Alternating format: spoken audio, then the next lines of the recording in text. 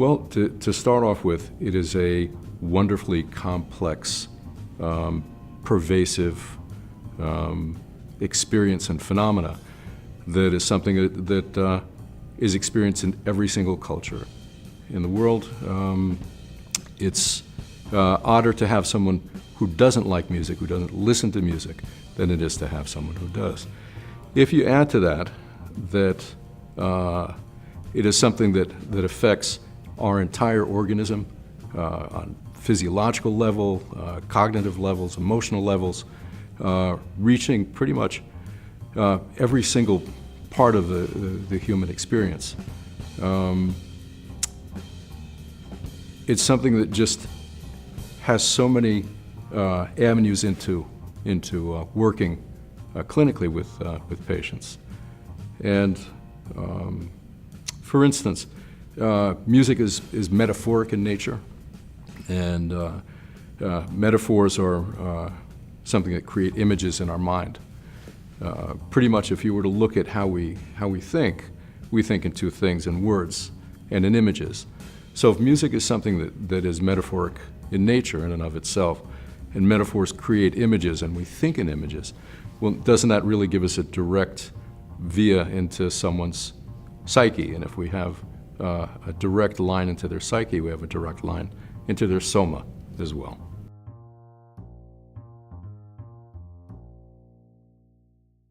Music is something that is used in so many different varied contexts in the human experience. It's something that we wake up to, that we use to motivate ourselves. It's something that accompanies most of the important events in our lives: marriages, funerals, births, war, being able to activate and mobilize.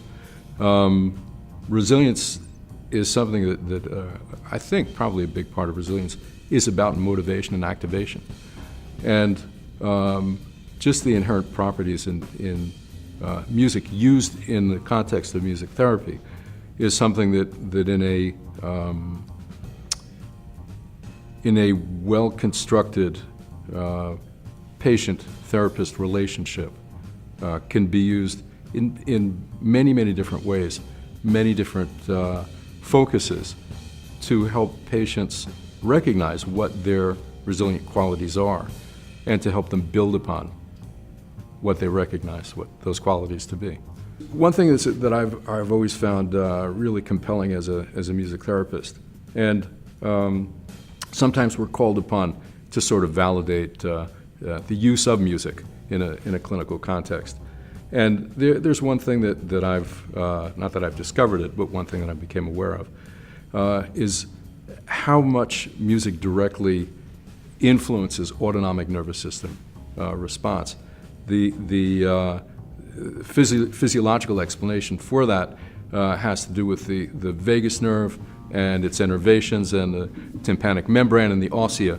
But what it shows us, the polyvagal theory, Stephen Porges' polyvagal theory shows us, is that music is something that can be used to provide direct vagal stimulation.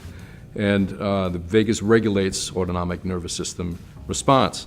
So what that tells us, hard science, is that we can use music directly to modulate autonomic nervous system response. And usually, one of the things how that occurs in biopsychosocial pain management techniques that we use is that we're down-regulating autonomic nervous system response. And that has a direct relationship to pain perception.